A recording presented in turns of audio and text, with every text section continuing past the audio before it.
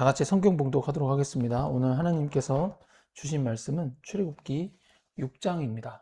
하나님께서 우리에게 주신 말씀은 출애굽기 6장. 합독하겠습니다. 여호와께서 모세에게 이르시되 이제 내가 바로에게 하는 일을 내가 보리라. 강한 손으로 말미암아 바로가 그들을 보내리라.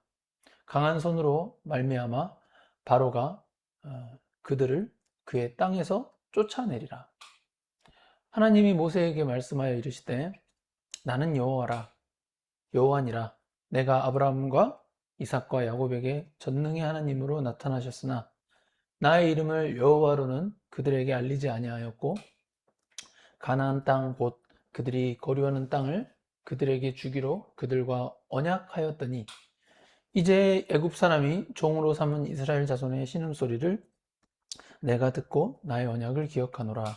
그러므로 이스라엘 자손에게 말하기를 나는 여호와라. 내가 애굽 사람의 무거운 짐 밑에서 너희를 빼내며 너희의 노역에서 너희를 건지며 편팔과 여러 큰 심판들로서 너희를 속량하여 너희를 내 백성으로 삼고 나는 너희의 하나님이 되리니 나는 애굽 사람의 무거운 짐 밑에서 너희를 빼낸 너희의 하나님 여호와인 줄 너희가 알지라.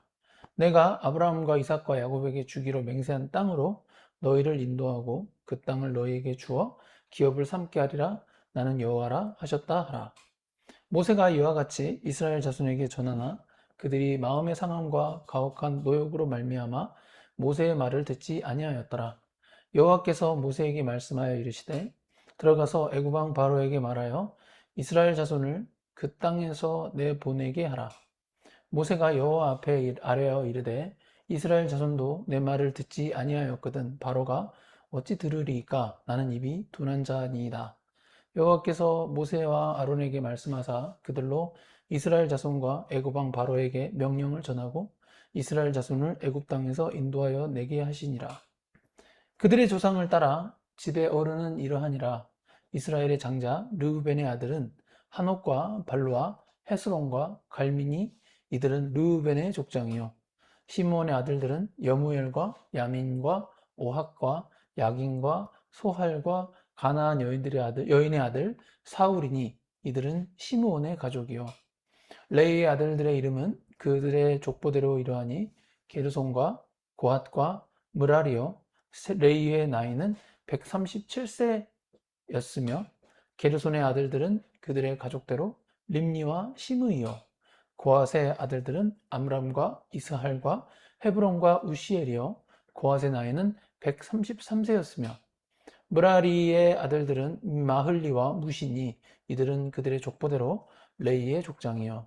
암람은 그들의 아버지의 누이 요게벳을 아내로 맞이하였고 그는 아론과 모세를 낳았으며 암람의 나이는 137세였으며 이스할의 아들들은 보라와 네벡과 시그리요. 우시엘의 아들들은 미사엘과 엘사반과 시드리요. 아론의 암미나답의 딸 나손의 누이 엘리세바를 아내로 맞이하였고 그는 나답과 아비후와 엘르아살과 이다말을 낳았으며 고라의 아들들은 아실과 엘가나와 아비아사비니 이들은 고라 사람의 족장이요. 아론의 아들 엘르아살은 부디엘의 딸 중에서 아내를 맞이하였고 그는 비느하스를 낳았으니 이들은 레위 사람의 조상을 따라 가족의 어른들이라. 이스라엘 자손을 그들의 군대대로 애굽 땅에서 인도하라 하신 여호와의 명령을 받은 자는 이 아론과 모세요. 애굽 왕 바로에게 이스라엘 자손을 애굽에서 내보내라 말한 사람도 이 모세와 아론이었더라. 여호와께서 애굽 땅에서 모세에게 말씀하시던 날에 여호와께서 모세에게 말씀하여 이르시되 나는 여호와라. 내가 내게 이르는 바를 너는 애굽 왕 바로에게 다 말하라. 모세가 여호와 앞에서 아뢰되 나는 입이 둔한 자이오니 바로가 어찌 나의 말을 들으리이까. 아멘. 예, 모세가 이렇게 말했습니다. 마지막 구절만 다시 읽어볼게요. 모세가 여호와 앞에서 아뢰되 나는 입이 둔한 자이오니 바로가 어찌 나의 말을 들으리이까. 아멘. 네, 오늘 하나님의 말씀을 기반으로 해서 만든 설교 제목은 기억하시는 하나님입니다. 기억하시는 하나님. 출애굽기 6장 1절 한번 같이 읽어보겠습니다. 여호와께서 모세에게 이르시되 이제 내가 바로에게 하는 일을 내가 보리라. 강한 손으로 말미암아 바로가 그들을 보내리라. 강한 손으로 말미암아 바로가 그들을 그의 땅에서 쫓아내리라. 아멘. 출애굽기 5장 마지막 저번 주일날 저희가 같이 읽었던 출애굽기 5장 마지막 구절들에서 모세는 여호와 하나님의 구원이 이렇게 빠르지 않고, 그러니까 더딘 거죠. 더디고 이스라엘 백성들의 노역이 더 고통스럽게 되자 모세가 하나님께 항의하고 호소하였습니다. 모세의 말을 들은 하나님께서 모세에게 말씀하시는 장면이 출애굽기 6장 1절입니다. 출애굽기 5장에서 그 이스라엘 백성들이 고난을 받을 때 하나님은 침묵하시는 듯해 보였지만 그때도 하나님은 하나님의 일을 이렇게 준비하고 계셨습니다. 여호와 하나님께서 바로에게 하는 일들을 이제 모세, 이스라엘 백성도 보게 되겠죠. 그래서 모세가 보게 될 것이라고 말씀하셨고, 하나님은 당신의 힘을 이렇게 강한 손이라고 비유하십니다. 그리고 하나님으로 말미암아 바로가 이스라엘 백성들을 애굽 땅에서 쫓아낼 것이라고 말씀하셨습니다. 출애굽기 6장 2절 3절 한번 같이 읽어보겠습니다. 하나님이 모세에게 말씀하여 이르시되 나는 여호와니라. 내가 아브라함과 이삭과 야곱에게 전능히 하나님으로 나타났으나 나의 이름을 여호와로는 그들에게 알리지 아니하였고. 아멘. 하나님은 강한 손 비유를 언급하시고 나서 당신의 이름이 여호와라고 말씀하시는데, 여기서 독특한 부분은 하나님께서 당신의 이름을 여호와로는 아브라함과 이삭과 야곱에게 이렇게 알리지 아니하셨다라고 하는 부분입니다. 이 내용이 왜 독특하냐면, 이게 창세기를 읽어보시면 하나님을 여호와라고 부르는 구절들이 창세기 여러 군데 등장하기 때문입니다. 이 부분을 잘못 오해하게 되면 성경이 틀린 이야기를 하는 것인가? 라고 이렇게 생각할 수 있습니다. 그러나 창세기에서 이 여호와라는 하나님의 이름이 여러 번 등장한다고 해서 하나님께서 직접 아브라함과 이삭과 야곱에게 당신의 이름이 여호와라고 이렇게 알리셨다라고 볼 수는 없습니다. 아브라함과 이삭과 야곱에게는 전능의 하나님으로 나타나셨다고 하나님이 직접 말씀하시는데, 전능의 하나님은 히브리어로 엘샤다이입니다. 그리고 3절에서 나오는 알리지 아니하였고 라는 표현으로 번역되는 노다티, 제가 히브리어까지 적진 않았지만 그 발음을 적어드렸는데, 이 노다티라는 히브리어 원형 동사는 야다라는 동사인데, 이 야다는 알다의 뜻은 알고 있다, 그러니까 알다의 뜻을 가진 동사입니다. 이 동사는 지식적으로 아는 것보다 이렇게 몸으로 체득하는, 그러니까 경험적으로 아는 것을 말하는 동사라고 합니다. 따라서 아브라함과 이삭과 야곱에 비해서 이 출애굽하는 이스라엘 백성들은 앞으로 더 경험적으로, 체험적으로 하나님의 이름인 여호와를 경험적으로 더 느끼게 하겠다, 경험적으로 알게 하겠다라는 의미를 내포합니다. 그래서 출애굽 자체가 하나님의 능력을 이 창세기보다 더 크게 경험하는 서사가 되는 것입니다. 하나님은 당신의 이름인 여호와를 내걸고 하나님의 강한 손으로 하나님의 전능하심을 보여주실 것입니다. 출애굽 과정에서 하나님의 전능하심을 직접 경험하게 될 이스라엘 백성들은 앞으로 일어날 이 놀라운 하나님의 일들로 여호와라는 하나님의 이름의 의미가 무엇인지 경험적으로, 이제 지식적인 것뿐만 아니라 경험적으로 알게 될 것입니다. 출애굽기 6장 4절에서 5절 한번 같이 읽어보겠습니다. 가나안 땅, 곧 그들이 거류하는 땅을 그들에게 주기로 그들과 언약하였더니 이제 애굽 사람이 종으로 삼은 이스라엘 사람 자손의 신음소리를 내가 듣고 나의 언약을 기억하노라. 아멘. 하나님은 당신의 이름을 거시고 하나님의 사역을 행하시려는 그 이유가 족장시대의 족장들에게 하나님이 그 일방적으로 약속하셨던 가나안 땅을 이스라엘 자손들에게 주기로 그들의 조상들에게 맺었던 하나님의 일방적인 언약이었습니다. 이스라엘 자손들이 하나님을 먼저 찾았다기보다는 애굽에서 노예 생활하면서 너무 힘들어하는 신음소리를 하나님이 들으시고 하나님의 과거에 하셨던 하나님의 언약을 기억하셨습니다. 사람은 신실하지 않지만 하나님은 정말 신실하신 여호와이신 것을 보여주는 대목입니다. 사람은 했던 말을 상황에 따라 바꾸기 쉽습니다. 그래서 사람의 말은 100% 믿어서는 안 됩니다. 그러나 하나님은 상황에 따라 말을 바꾸시지 않으십니다. 하나님의 말씀은 언제나 동일하시고 100% 이상, 아니 퍼센티지로 환산할 수 없게 믿어야 하는 것입니다. 출애굽기 6장 6절에서 8절 한번 같이 읽어보겠습니다.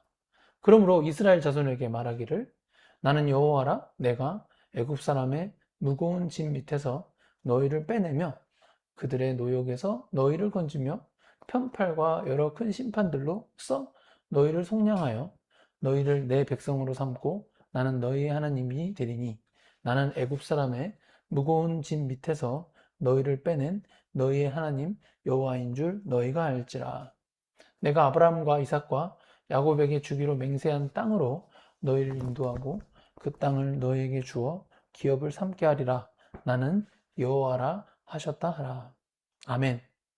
이제 여호와 하나님께서 당신의 이름을 걸고 이스라엘 자손에게 하시겠다는 일은 그들을 속량하여 하나님의 백성으로 삼는 것과 그들의 조상인 아브라함과 이삭과 야곱에게 주기로 맹세한 땅을 기업으로 주겠다는 것입니다. 먼저 이스라엘 백성들을 속량하여 하나님의 백성으로 삼는 것은 여호와 하나님이 이스라엘의 하나님이 되셔서 애굽 사람의 무거운 짐 밑에서 구원하신다는 말씀입니다. 그리고 이 출애굽 사건을 통해 이스라엘 백성들은 하나님이 이스라엘의 여호와 하나님인 줄을 이 지식과 경험으로 알게 될 것을 예고하십니다. 창세기에서 하나님은 아브라함과 이삭과 야곱에게 수차례에 걸쳐서 가나안 땅을 주시겠다고 이렇게 하나님께서 약속하셨습니다.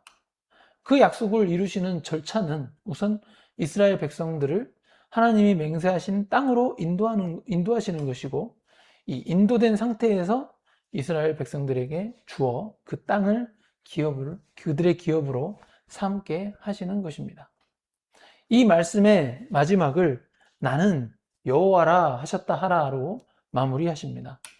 모세는 하나님께 항의했지만 인격적인 하나님께서 이스라엘 백성들의 미래를 알려주셨기 때문에 모세는 하나님의 말씀을 다시 전하고자 이스라엘 자손들에게 돌아갑니다. 이게 참 힘든 일이에요.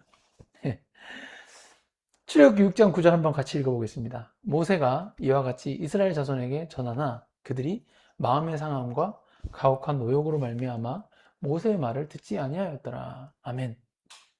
이 모세는 하나님의 말씀을 다시 전하기 위해서 힘든 발걸음이었지만 이스라엘 자손에게 다시 나아갑니다. 그러나 이스라엘 자손들의 마음은 상해버렸고 모세와 아론의 요구로 인해 자신들의 노역이 증가하자 더 이상 모세의 말을 듣지 않습니다. 이 출애굽기 4장 31절에서는 2주 전에 했던 설교인데요. 모세와 아론이 하나님의 말씀을 이스라엘 자손들에게, 이스라엘 백성들에게 전달했을 때 분명 이스라엘 장로들이 이렇게 머리를 숙여서 하나님을 경배했었습니다. 그러나 하나님의 말씀으로 인해서 고난을 당하게 되니까 일이 많아졌잖아요.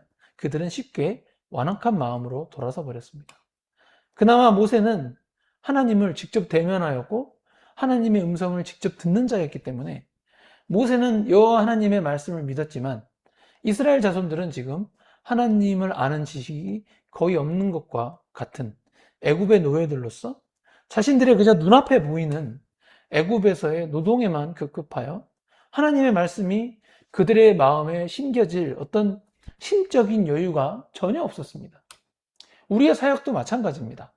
상대방이 어떤 이유이든 우리가 사역을 하는 과정에서 또는 전도를 하는 과정에서 나로 인해서 마음이 상해버리면 내가 아무리 좋은 말씀을 전한다고 해도 그 사람은 이미 마음이 닫혀있기 때문에 그 하나님의 말씀이 들어가지 않습니다. 결국 하나님은 다른 방식으로 하나님의 일을 하십니다. 출애굽기 6장 10절에서 11절 한번 같이 읽어보겠습니다. 여호와께서 모세에게 말씀하여 이르시되 들어가서 애굽 왕 바로에게 말하여 이스라엘 자손을 그 땅에서 내보내게 하라. 아멘. 하나님은 모세에게 애굽 땅 바로에게 하나님의 말씀을 전하라고 말씀하십니다. 이게 충격적이죠. 이스라엘 자손들이 이제 듣지를 않으니까 하나님은 거꾸로 애굽 왕 바로에게 가려서 하나님의 말씀을 전하라고 합니다. 이전에 모세가 바로 왕에게 전했던 말씀을 그러니까 모세가 바로 왕에게 전했던 말씀은 하나님을 제사하게 해달라는 것이었는데 이번에는 애굽 땅에서 내보내게 하라. 그러니까 우리를 보내달라. 이제 더 강력한 요구였습니다. 그러니까 제사를 하게 해달라는 것은 마치 다시 돌아올 수 있겠다라는 뉘앙스를 남겨놓지만 이제는 아예 애굽 땅에서 보내주라는 것이죠. 모세는 이러한 하나님의 말씀에 대해서 인간적으로 반응합니다. 출애굽기 6장 12절 한번 모세의 반응을 한번 살펴보겠습니다. 모세가 여호와 앞에 아뢰어 이르되 이스라엘 자손도 내 말을 듣지 아니하였거늘 바로가 어찌 들으리까? 나는 입이 둔한 자니이다. 아멘. 아니 그렇죠. 이스라엘 자손 같은 이스라엘 백성들도 자기 말을 안 듣는데 심지어 이방인의 왕인데 듣겠습니까? 그래서 모세의 입장은 저도 그렇고 여러분도 그렇고 인간적으로 지극히 이해가 되는 부분입니다. 자기와 같은 민족인 이스라엘 자손도 모세가 전한 하나님의 말씀을 듣지 않는데 출애굽을 반대하는 바로가 하나님의 말씀을 듣지 않을 것은 뻔한 결말이기 때문입니다. 그리고 모세는 다시금 스스로 입이 둔한 자라며 바로 왕에게 갈 수 없다라는 핑계를 대는 거죠. 변명을 합니다. 결국 모세가 말을 잘 못한다는 핑계를 대니까 여호와 하나님은 모세에게만 말씀하시는 것이 아니라 아론에게도 함께 말씀하십니다. 출애굽기 6장 13절 한번 같이 읽어보겠습니다. 여호와께서 모세와 아론에게 말씀하사 그들로 이스라엘 자손과 애굽 왕 바로에게 명령을 전하고 이스라엘 자손을 애굽 땅에서 인도하여 내게 하시니라. 아멘. 그리고 이번에는 하나님의 말씀을 이스라엘 자손과 애굽 왕 바로 모두에게 전하라고 이제 모세와 아론에게 말씀하셨습니다. 명령이죠. 하나님의 명령. 그리고 그 말씀은 하나님의 명령이라는 것을 분명히 언급하시면서 이스라엘 자손을 애굽 땅에서 인도하여 내게 하시겠다고 말씀하십니다. 이제 본격적으로 여호와 하나님의 능력을 보여주실 것을 확실히 예고하십니다. 근데 갑자기 이제 그 얘기가 바로 나올 줄 알았는데 갑자기 모세와 아론의 계보, 그러니까 그 족보가 등장합니다. 출애굽기 6장 14절에서 27절 한번 같이 읽어보겠습니다. 27절까지 시작. 그들의 조상을 따라 집의 어른은 이러하니라. 이스라엘의 장자 르우벤의 아들은 한옥과 발루와 헤스론과 갈미니 이들은 르우벤의 족장이요. 시므온의 아들들은 여무엘과 야민과 오핫과 야긴과 소할과 가나안 여인의 아들 사울이니 이들은 시므온의 가족이요. 레위의 아들들의 이름은 그들의 족보대로 이러하니 게르손과 고핫과 무라리요. 레위의 나이는 137세였으며 게르손의 아들들은 그들의 가족대로 림니와 시므이요. 고핫의 아들들은 암람과 이스할과 헤브론과 우시엘이요. 고핫의 나이는 133세였으며 무라리의 아들들은 마흘리와 무시니 이들은 그들의 족보대로 레위의 족장이요. 아므람은 그들의 아버지의 누이 요게벳을 아내로 맞이하였고 그는 아론과 모세를 낳았으며 아므람의 나이는 137세였으며 이스할의 아들들은 고라와 네벡과 시그리요 우시엘의 아들들은 미사엘과 엘사반과 시드리요. 예, 아론은 암미나답의 딸 나손의 누이 엘리세바를 아내로 맞이하였고 그는 나답과 아비후와 엘르아살과 이다말을 낳았으며 고라의 아들들은 아실과 엘가나와 아비아사비니 이들은 고라 사람의 족장이요 아론의 아들 엘르아살은 부디엘의 딸 중에서 아내를 맞이하였고 이는 비느하스를 낳았으니 이들은 레위 사람의 조상을 따라 가족의 어른들이라.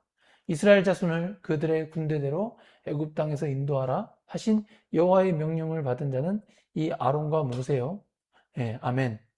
27절 애굽 왕 바로에게 이스라엘 자손을 애굽에서 내보내라 말한 사람도 이 모세와 아론이었더라. 이스라엘 전체 가계를 다루지 않고 루우벤, 시므엔, 시므온, 레위 세 족장들의 계보만 약식으로 다룹니다. 예. 그리고 이 세 족장들 중에 레위의 계보를 상대적으로 더 자세히 다루고 있습니다. 레위의 이 족보 중에서도 가장 세밀하게 기록된 것은 아론입니다. 그래서 이 구절들은 결국 아론의 계보를 설명하는 것이 주된 목적인 것을 알 수 있습니다. 다만 아론과 모세의 아버지와 어머니는 엄밀히 말하면 아버지 아므람과 자신의 고모인 그 요게벳과 결혼하였으므로 모세의 율법에 따르면 아버지의 누이를 범하지 말라고 했기 때문에 이 부분은 율법과 배치되는 부분이 있습니다. 그러나 그럼에도 불구하고 성경에서 아므람과 요게벳의 이 친인척 관계를 분명하게 기재한 이유는 먼저 아직 이때 시점에서는 하나님의 율법을 시내산에서 받기 전이었기 때문에 그런 율법을 받기 전에 했던 혼인이었기 때문입니다. 그리고 창세기 족장 시대에서도 순수 혈통을 유지하기 위해서 아브라함은 이복 동생과 결혼했고 이삭과 야곱도 모두 가까운 친척과 결혼하였기 때문에 이런 지금 현재 상황에서는 율법의 위반이라고 하기에는 어렵다고 봐야 합니다. 결국 중요한 것은 그보다 더 중요한 것은 이 모세와 아론이 레위 가문의 순수 혈통으로서 여호와 하나님에 대한 신앙심이 깊은 가문임을 드러내고 있습니다. 그리고 이 족보에 대한 내용을 여기에 갑자기 삽입시킨 것은 이 모세와 아론이 본격적으로 바로 왕과의 대결을 펼치기 전에 그들이 누구인지, 그들의 정체성, 그들이 누구인지를 설명할 필요가 있다고 이 출애굽기의 저자가 생각한 것 같습니다. 모세에 대해서는 이미 앞에서 충분히 언급되었기 때문에 여기에서는 아론을 중심으로 모세의 형 아론을 중심으로 서술하였습니다. 이 족보의 결론에서 이스라엘 자손을 하나님의 군대라고 이야기하는데 이는 앞으로 하나님이 애굽과 바로 왕을 향하여 하나님이 직접 싸우실 것이기 때문에 그의 백성은 이스라엘 자손을 군대라고 칭합니다. 다만 이스라엘 자손이 하나님의 군대라고 불리지만 이 전쟁은 하나님의 손에 있고 하나님이 직접 치르시는 전쟁이 되는 것입니다. 출애굽기 6장 28절에서 30절 한번 같이 읽어보겠습니다. 여호와께서 애굽 땅에서 모세에게 말씀하시던 날에 여호와께서 모세에게 말씀하여 이르시되 나는 여호와라 내가 내게 이르는 바를 너는 애굽 왕 바로에게 다 말하여라. 모세가 여호와 앞에서 아뢰되 나는 입이 둔한 자이오니 바로가 어찌 나의 말을 들으리이까. 아멘. 네. 여호와 하나님은 모세에게 다시 바로에게 가서 하나님의 명령을 다 말하라고 말씀하십니다. 모세 입장에서는 이 말씀이 참으로 부담스럽습니다. 왜냐하면 바로 왕과의 저번에 1차 미팅 결과 이스라엘 백성들의 그 노역만 더 많아졌기 때문에 이번 2차 미팅으로 인해서 바로 왕이 더욱 고집을 부리면서 이스라엘 백성들에게 더 많은 해로운 정책을 결정할 것이 인간적으로 걱정이 되었기 때문입니다. 결국 모세는 자신의 입이 이 둔하다는 핑계를 대면서 바로가 자신의 말을 듣지 않을 것부터 걱정합니다. 이에 대해서 하나님은 다음과 같은 해결책을 제시하십니다. 출애굽기 7장 1절 한번 같이 읽어보겠습니다. 여호와께서 모세에게 이르시되 볼지어다 내가 너를 바로에게 신같이 되게 하였은즉 내 형 아론은 내 대언자가 되리니. 아멘. 예, 출애굽기 7장은 다음 주 설교 내용이지만 1절만 같이 한번 읽어봤습니다. 예, 하나님께서는 모세의 형 아론이 모세의 대언자가 될 것이기 때문에 모세의 입이 둔하다는 걱정을 하지 못하게 하셨습니다. 그리고 그보다 더 중요한 것은 이 모세의 입이 둔하다 할지라도 바로 왕이 이 모세를 봤을 때 모세가 신같이 되게 하였다고 여호와 하나님이 더 큰 확신을 주셨습니다. 하나님은 모세가 신이라고 하지 않으셨습니다. 바로 왕에게는 신 같은 존재, 신이 아니고 신 같은 존재로 보여지게 하시겠다는 것입니다. 모세는 우리와 같은 피조물이기 때문에 신이 될 수가 없습니다. 특히 모세와 바로의 1차 미팅에서 바로는 모세를 히브리 노예들 중 한 명으로 여기며 모세와 대화했을 것입니다. 실제로 모세의 말을 듣고 이스라엘 백성들에게 더 많은 노동량을 제공했기 때문입니다. 그래서 2차 미팅에 대한 2차적인 만남이죠. 2차 미팅에 대한 두려움을 가질 수밖에 없었던 모세였지만 하나님은 앞으로 바로 왕이 이 모세를 봤을 때 하나님처럼 모세를 보게 될 것을 예언하십니다.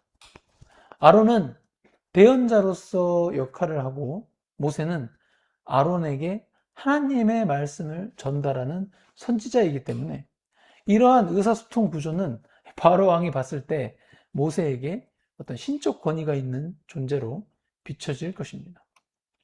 이제 출애굽의 여정이 본격적으로 시작됩니다. 출애굽기 7장은 다음 주일 설교에서 다뤄집니다. 다음 주일부터는 이제 10가지 재앙들을 면밀히 다룰 예정입니다. 10가지 재앙으로 인해 바로 왕과 애굽 사람들이 느꼈던 그 절망감은 점진적으로 그 절망감이 증가되었습니다. 특히 마지막 10번째 재앙은 하나님의 심판을 예고하는 성격으로서 애굽의 장자들이 죽임당하는 재앙입니다. 엄청난 재앙이죠. 10가지 재앙에서 이 가장 큰 특징은 여호와 하나님께서 이 애굽 신들과 애굽 백성들을 향한 전쟁을 직접 하셨다는 것입니다. 첫 번째 재앙에서 하나님의 지팡이로 강을 친 것은 애굽 사람들이 섬기는 강의 신, 강이 또 신이 됐나 봐요. 강의 신 하필을 징계한 것이었고, 흑암의 재앙은 그들이 섬기는 태양신을 징계한 것이었습니다. 마지막 재앙 또한 생명을 준다는 그들의 신을 징계한 것이었습니다. 그리고 여호와 하나님께서 이러한 애굽 신들을 징벌하셨을 때 눈에 보이는 결과는 애굽 사람들이 그들의 육체 또는 재산에 막대한 피해를 입는 것으로 나타납니다. 이는 애굽 사람들이 믿는 우상들과 애굽 사람들의 삶이 밀접하게 연결되어 있음을 보여줍니다. 하나님께서 거룩한 전쟁을 하실 때는 자연재해를 이용하십니다. 비, 우박, 번개, 폭풍 등을 동원하셨기 때문에 이스라엘 백성들이 이렇게 직접적으로 전쟁을 하지는 않았습니다. 오직 하나님이 홀로 전쟁을 하셨고 자연재해와 함께 개구리, 메뚜기, 우박 등으로 애굽 사람들을 물리치면 이스라엘 백성들은 하나님의 전쟁에서 나온 전리품들을 탈취하고 승리의 기쁨을 누리기만 하면 되었습니다. 창세기와 이 출애굽기를 보면은 하나님의 약속은 하루아침에 바로 이루어지지 않고 인간의 관점에서는 그 약속이 좀 더디게 이루어지는 것 같이 보입니다. 모세와 바로 왕의 1차 미팅 이후 하나님의 약속이 바로 현실이 되기보다는 반대로 이스라엘은 더 심한 노역과 학대를 당했기 때문입니다. 이스라엘 백성들은 모세에게 원망했지만 모세는 하나님의 말씀을 대언하는 선지자이었기 때문에 그들은 사실상 하나님을 원망하는 것과 같았습니다. 그러나 하나님은 그들의 불평불만에도 불구하고 하나님이 이스라엘에게 말씀하셨던 언약을 잊지 않으시고 가장 적당한 때에 그 언약을 이루려고 하십니다. 사람들은 참고 기다리는 것을 매우 힘들어합니다. 그러나 하나님은 백성의 고난이 절정에 다다라서 하나님의 구원을 더 간절히 사모할 수 있을 때까지 기다리십니다. 또 바로가 완악한 마음을 계속 유지함에 따라 하나님의 더 큰 징계를 받을 수 있을 때까지 하나님은 참고 기다리시는 것입니다. 사람의 눈으로 보기에는 하나님이 침묵하시는 것 같지만 하나님은 당신의 언약 백성들에게 말씀하신 그 약속을 이루시기 위해 준비하시는 과정을 거칩니다. 그러나 때가 되니 하나님은 당신의 전능하심을 이스라엘과 애굽에 보여주십니다. 다음 주부터 저희가 이 10가지 재앙을 다루게 되는데 이 재앙들은 하나님께서 여호와라는 하나님의 이름을 걸고 이스라엘을 애굽으로부터 구원하기 위한 하나님의 능력을 보여주시는 대표적인 사례입니다. 우리는 10가지 재앙에 대해서 이 설교를 듣는 과정에서 하나님이 재앙을 주시는 분이라고 이렇게 표면적인 이해에 그쳐서는 안 됩니다. 오히려 하나님은 언약 백성들을 구원하기 위해서라면 재앙도 마다하지 않으시는 전능하신 하나님이시라는 것에 우리가 더욱 집중해야 합니다. 하나님의 약속이 무엇입니까? 하나님의 백성인 이스라엘을 애굽 종살이에서 구출해내고 가나안 땅을 그들에게 주시겠다는 것이 하나님의 약속이었습니다. 그리고 그 약속은 하나님의 말씀대로 그대로 이루어지는 과정이 바로 출애굽기입니다. 그렇다면 신약 시대를 살아가는 우리에게 주어진 하나님의 약속은 무엇입니까? 지금 우리는 출애굽기를 살아가는 게 아니라 신약 시대를 살아가고 있잖아요. 하나님의 약속은 우리에게 주어진 하나님의 약속은 지옥에 갈 수밖에 없던 우리가 예수 그리스도를 믿음으로 말미암아 이제는 예수 그리스도의 의를 전가받아서 하나님께 의인으로 칭함받게 되어 천국 백성이 되는 것이 하나님의 약속입니다. 죄로 타락한 세상을 상징하는 이 애굽에서 이스라엘을 탈출시키셨듯이 마귀 사탄의 자식들이었기 때문에 죄의 지배를 받던 우리들을 예수 그리스도의 보혈로 죄의 지배에서 탈출할 수 있게 하나님이 구원의 은혜를 예수 그리스도를 통하여서 베푸셨습니다. 이 의는 예수 그리스도의 의는 오직 믿음으로 말미암아 얻을 수 있는데 예수 그리스도를 믿음으로 말미암아 우리가 이제는 죄의 지배를 받지 않고 은혜의 지배를 받는 것입니다. 그리고 출애굽기에서는 약속의 가나안 땅이 이스라엘에게 주어지는 것이지만 신약을 사는 우리에게는 영적인 가나안 땅이라고 할 수 있는 저 하늘나라 천국이 성도들에게 주어지는 것입니다. 예수 그리스도를 믿음으로 말미암아 우리의 신분은 이제 마귀의 자식이 아니고 하나님의 자녀가 되는 것입니다. 물론 우리가 예수 그리스도를 믿어도 당장 우리 눈앞에 펼쳐진 현실의 삶이 당장 변하는 것은 아닙니다. 그러나 분명한 것은 예수 그리스도를 믿고 난 이후 하나님의 자녀로서 이 세상을 살아가게 된다는 것입니다. 그리고 하나님의 자녀로 이 세상을 살아간다는 것은 하나님 은혜 안에 거하는 삶을 살아가는 것을 의미합니다. 하나님의 은혜 안에서 이 세상을 살아갈 때 우리가 놓치지 말아야 하는 부분은 출애굽을 했던 이스라엘 백성들의 삶에서 교훈을 얻어 우리도 이 현실의 삶에서 하나님의 복을 누리는 복된 삶을 누려야 한다는 것입니다. 이스라엘 백성들은 400년 동안 노예 생활을 하면서 마귀가 지배하는 세상에 찌든 인생을 살았습니다. 애굽에서 탈출하여 자유를 얻었지만 그들은 노예 생활이 더 좋았다며 하나님께 불평불만을 하며 애굽으로 돌아가겠다라고 불평불만했던 잘못을 범하였습니다. 그런데 그럴 수밖에 없었던 것이 이때 당시 이스라엘 백성들은 하나님을 아는 지식이 경험적으로 너무 부족했기 때문입니다. 하나님에 대해서 모르는데 불평불만할 수밖에 없죠. 우리도 마찬가지입니다. 우리가 예수 그리스도를 믿어 하나님의 자녀가 되는 하나님의 은혜를 누리지만 예수님을 믿은 지 얼마 되지 않을 때 우리는 여전히 하나님을 아는 지식이 있어서 하나님을 경험적으로 아는 수준이 매우 얕거나 거의 없기 때문에 예수님을 믿는다는 이유로 세상에서 어려움을 겪으면 우리는 쉽사리 불평불만을 할 수밖에 없습니다.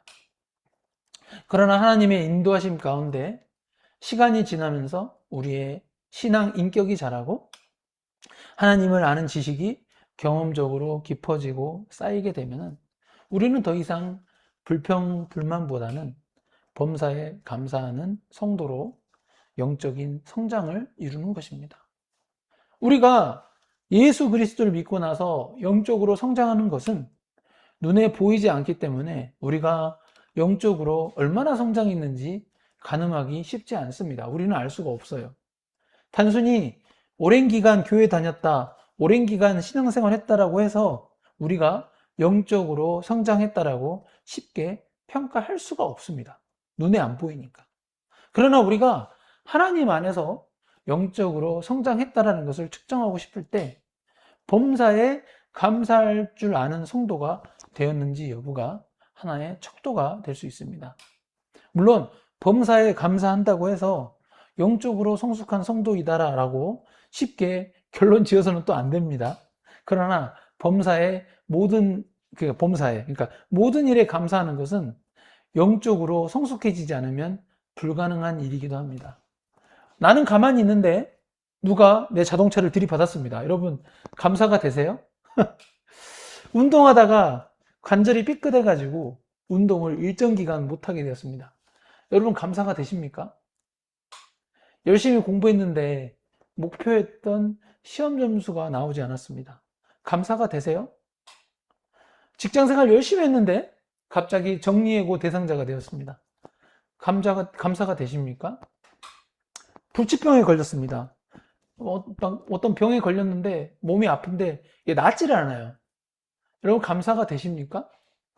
이렇게 딱 인간적으로 봤을 때 감사하기 쉽지 않은 상황에서 이런 상황도 범사에 감사하는 마음으로 감사가 되는 성도가 있다면 그 성도는 영적으로 굉장히 성장했다라고 우리가 평가할 수 있습니다. 물론 저런 예를 실제 내 삶에서 경험하게 된다면 감사하는 것보다 불평불만이 내 마음 안에서 올라오는 것이 인간적인 마음이죠. 그러나 그런 불평불만을 붙잡기보다는 의지적으로 감사하는 마음을 가지려고 한다면 이는 내가 영적으로 성장했구나 라고 좀 생각할 수 있다는 것이죠. 하나님께서 우리에게 구원을 베푸시고 우리를 천국으로 이끄시겠다는 이 하나님의 언약은 우리가 아니라 하나님에 의해서 성취되는 것입니다. 우리는 그저 하나님이 이끄시는 대로 이 세상을 살다가 천국에 들어가면 됩니다. 여기서 오해하면 안 되는 것은 하나님이 이끄시는 대로 산다고 해서 막 되게 수동적인 삶을 살라는 의미가 아닙니다. 하나님은 각 사람의 미래를 아시지만 우리는 우리의 미래를 모르기 때문에 하루하루 주어진 환경과 기회를 최대한 활용하여서 적극적이고 능동적으로 최선을 다하는 삶을 살아야 합니다. 그래서 학생은 학생으로서 최선을 다해서 공부해야 하고 직장인은 하나님이 주신 직장에서 최선을 다해 성과를 내야 합니다. 사업가라면 하나님이 주신 사업 운영에 최선을 다해야 합니다. 그리고 미래에 어떤 결과가 나오든 우리는 그저 범사에 감사하면서 천국에 들어가는 것을 기대하며 살다가 우리의 육체가 죽었을 때 우리 주님이신 예수 그리스도를 천국에서 만나는 것이 성도의 가장 큰 복입니다. 주어진 삶에 최선을 다하고 세상을 이겨서 종국에는 예수 그리스도와 함께 천국에서 영생을 누리는 그리스도인 되시기를 예수님의 이름으로 축복합니다.